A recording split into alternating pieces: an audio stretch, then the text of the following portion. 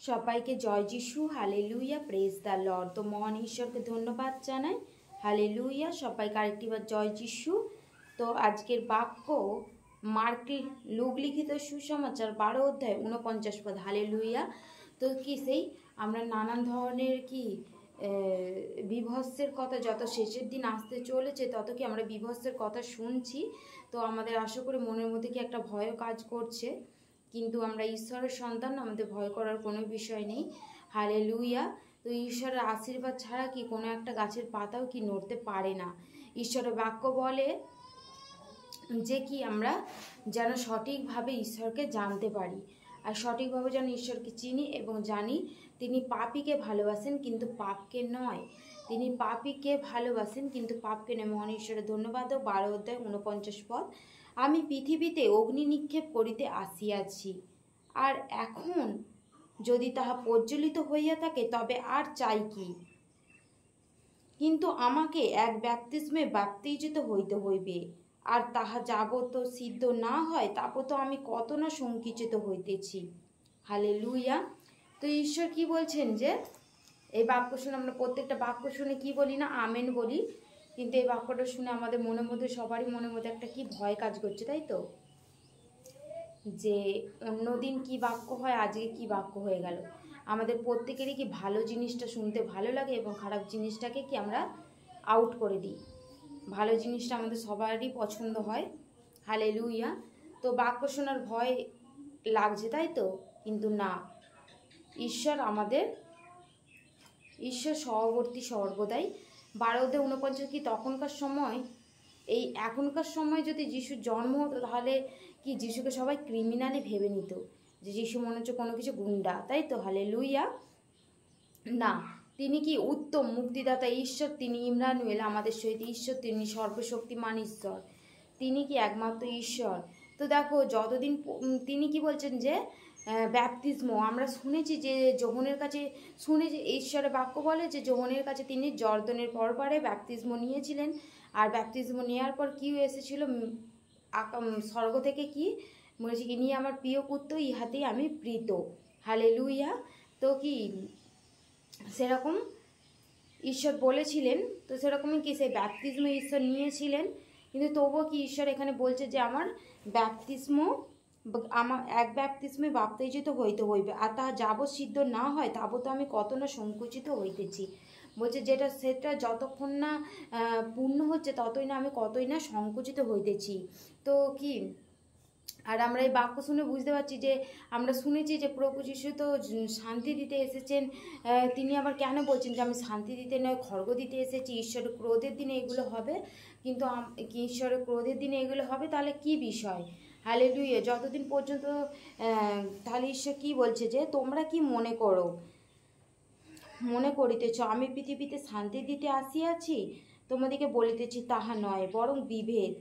কারণ এখন অবধি এক বাটিতে 5 জন ভিন্ন হইবে, 3 জন 2 জনের বিপক্ষে ও 2 জন 3 জনের বিপক্ষে, পিতা পুত্রের বিপক্ষে এবং পুত্র পিতার বিপক্ষে, পিতা মাতা কন্যার বিপক্ষে এবং কন্যা মাতার বিপক্ষে, শাশুড়ি বধূর বিপক্ষে এবং বধূর শাশুড়ির বিপক্ষে ভিন্ন হইবে, হালেলুয়া। কোনো কিছু বিষয় পূর্ণ হোক আর নাই হোক, কি শাশুড়ি বৌমার মধ্যে এটা পূর্ণ হয়েই যায়, কারণ প্রত্যেকটা বাড়িতে কি সে শাশুড়ি বৌমার মধ্যে কি খুঁটিনাটি হতেই থাকে, হালেলুয়া।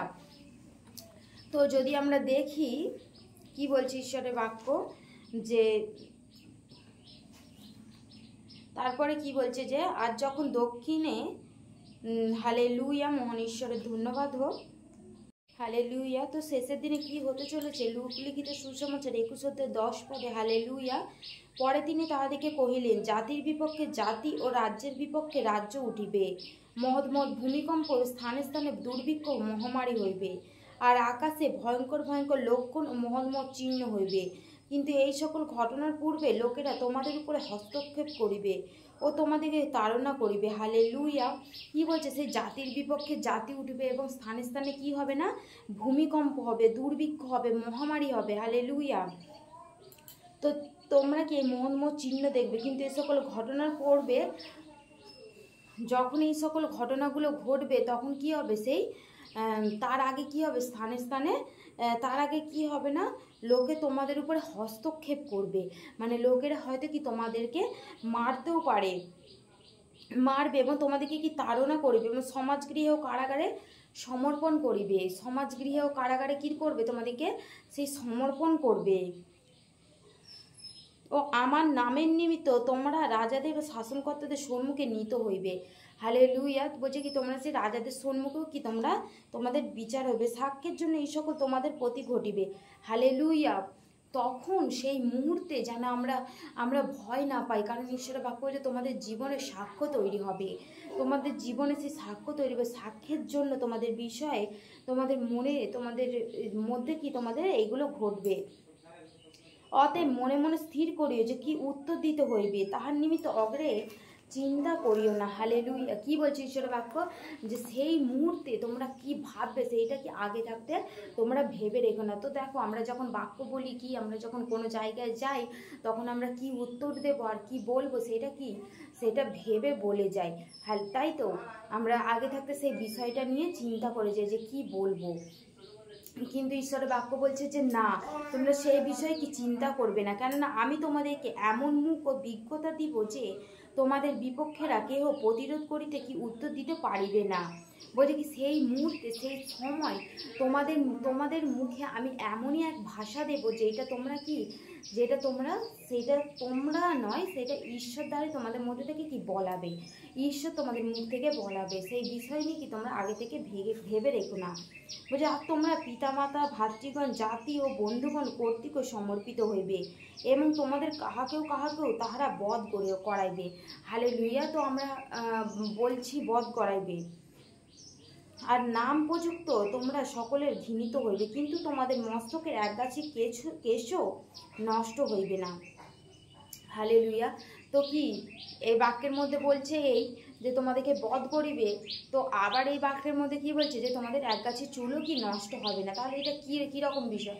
হালেলুয়া। কারণ ঈশ্বর আমাদের শরীরটাকে হয়তো কি সেই মানুষ কি বধ করতে পারে, কিন্তু আত্মাকে কি কেউ বধ করতে পারে না।